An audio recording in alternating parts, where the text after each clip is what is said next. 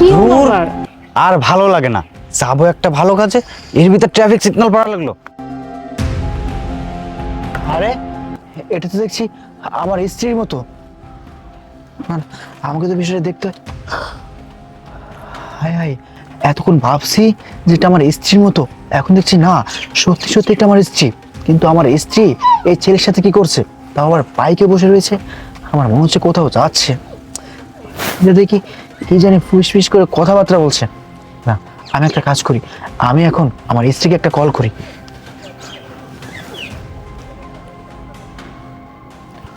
জান, আজকে কিন্তু আমরা অনেক আনন্দ করব। হ্যাঁ, ধর, দেখেছো আমার হাজবেন্ড ছোট লোকটা না আমাকে ফোন দিয়েছে। আমি যখনই বাসা থেকে বের হই তখনই ফোন দিয়ে না ও ডিস্টার্ব করে। এখন আমি ফোন রিসিভ করে কি বলবো? আরে প্রত্যেকদিন যা বলো আজকে ওইটাই বলো। হ্যাঁ, দেখি। হ্যালো, তুমি আমাকে ফোন করেছো কেন? আরে কল দিয়েছি কেন, রূপা তুমি কোথায়? আরে তুমি জানো না, তোমাকে আমি বলে এসেছি না আমার বান্ধবীর বাসায় যাচ্ছি। ও, বান্ধবীর বাসায়? না রূপা, আমার কেন জানি মনে হচ্ছে তুমি আমার কাছ থেকে কিছু একটা লুকাচ্ছ। আরে তোমার কাছে আমি কি লুকাবো? তুমি কি পাগল হয়ে গেছো? তোমাকে আমি এক কথা কয়বার বলবো? আমি বলেছি তো আমি আমার বান্ধবীর বাসায় আসছি। ও ভালো, কিন্তু রূপা তুমি আমার সাথে ভেবে রেগে কথা বলছো কেন? তা রাগের মতো কথা বললে তো তোমাকে আমি রেগেই কথা বলবো। তোমাকে আমি কতবার বলেছি আমি আমার বান্ধবীর বাসায় যাচ্ছি, তুমি তারপরও কেন আমাকে জিজ্ঞেস করছো? ও রূপা, বলতেছিলাম কি, তুমি বাসায় ফিরবা কখন? আসবো, আস্তে আস্তে সন্ধ্যা হবে। কি সন্ধ্যা হবে?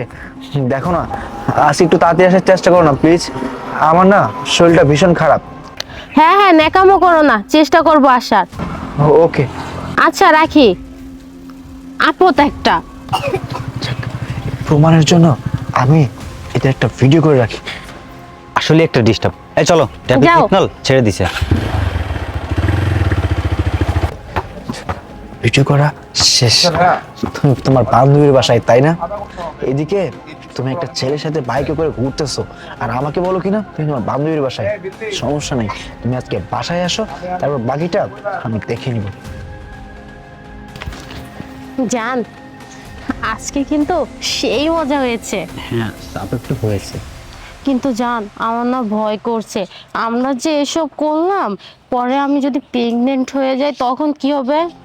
আর না না, কোনো সমস্যা হবে না। আর যদিও সমস্যা হয়, প্রয়োজনে বিয়ে করে নেব, ঠিক আছে? সত্যি? হ্যাঁ, এখন তুমি চলো।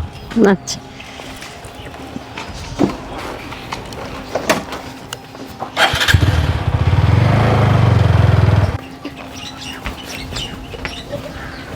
রূপা দাঁড়াও, কোথায় গিয়েছিলে? কেন, তোমাকে না আমি বলেছি আমি আমার বান্ধবীর বাসায় যাব? তোমার বান্ধবীর বাসায় গিয়েছিলে নাকি তোমার কোনো ছেলের ফ্রেন্ডের সাথে ঘুরতে গিয়েছিলে? আরে তুমি এসব কি বলছো? আমি তো আমার বান্ধবীর বাসায় গিয়েছিলাম। বান্ধবীর বাসায় গিয়েছিলে, তাই না? বান্ধবীর বাসায় গিয়েছিলে, তাহলে তোমার সাথে যে ছেলেটি ছিল বাইকে, ওই ছেলেটিকে? এই, তুমি আবল তাবল কেন বলছো? আমি তো বলেছি আমি আমার বান্ধবীর বাসায় গিয়েছিলাম। আমি আবল তাবল বলছি, তাই না? রূপা দেখো তো, এই যে তোমার সাথে বাইকে এই ছেলেটি, এটাকে?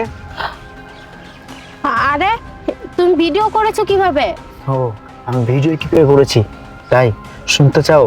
শোনো, আসলে আমি যে দোকানে কাজ করি ওই দোকানের সামনে ট্রাফিক জ্যাম লেগেছিল, আর ওই জ্যামের মধ্যেই তুমি তোমার ওই ফ্রেন্ড না কি আমি তো সেটা জানি না, তার সাথে বাইকে বসেছিলে।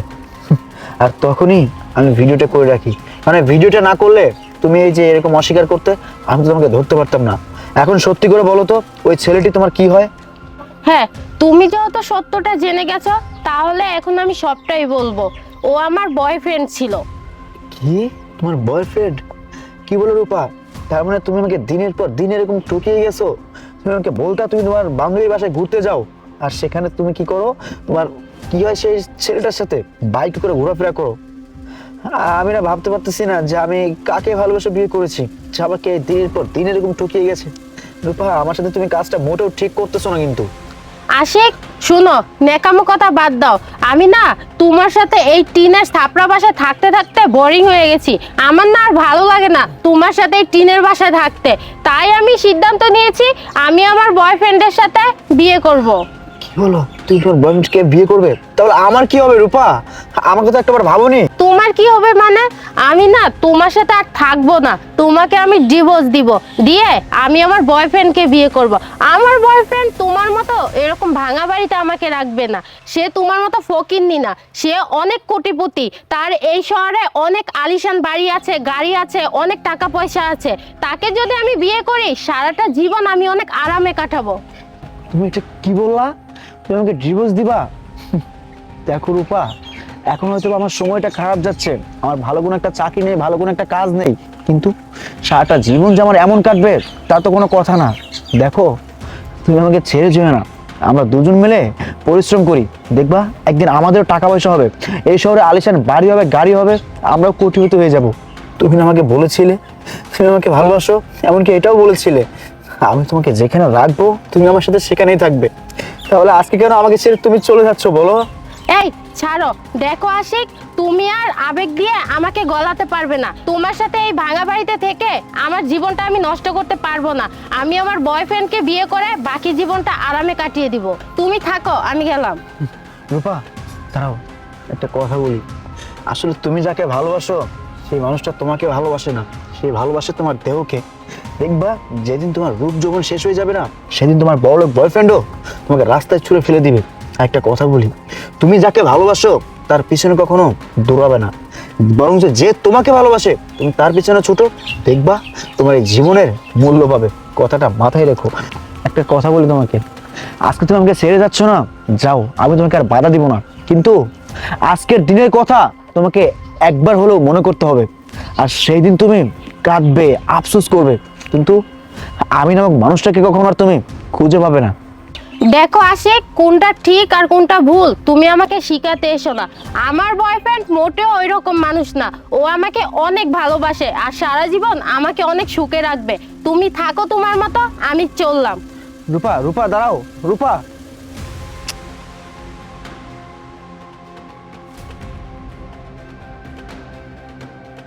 হ্যালো সজীব। হ্যাঁ রূপা বলো। আমি তো তোমার বাসার নিচে দাঁড়িয়ে আছি। আমি না তোমার কাছে সারা জীবনের জন্য চলে এসেছি, আমার ওই ফকিন্নি গরিব জামাইকে রেখে। আরে এসব কি বলো? কিন্তু আমি তো বাসায় নাই, আমি তো একটা বিজনেসের কাজে থাইল্যান্ড যাচ্ছি, বুঝছো? 6 মাস পর দেশে আসবো। আরে তুমি না বললে আমরা বিয়ে করব, তাহলে আমাকে না বলে তুমি চলে যাচ্ছ কেন? আরে হঠাৎ কাজ পড়ে গেছে তো, সেজন্যই যাচ্ছি। জান, আসো না আমরা বিয়েটা করি, তারপর তুমি যাও। আরে তুমি চিন্তা করো না, তুমি এখন এক কাজ করো, তুমি তোমার বাবার বাড়ি চলে যাও, বুঝছো? 6 মাস পর দেশে আসলে আমি তোমার সাথে যোগাযোগ করব। এখন আর কি করার। আচ্ছা তাহলে আমি আমার বাবার বাসায় যাচ্ছি, তুমি 6 মাস পর দেশে আসলে আমাকে কিন্তু জানাবে, তখন আমরা বিয়েটা করে ফেলবো, ঠিক আছে? আচ্ছা ঠিক আছে, পরেরটা পরে দেখবো, যাও এখন। আচ্ছা।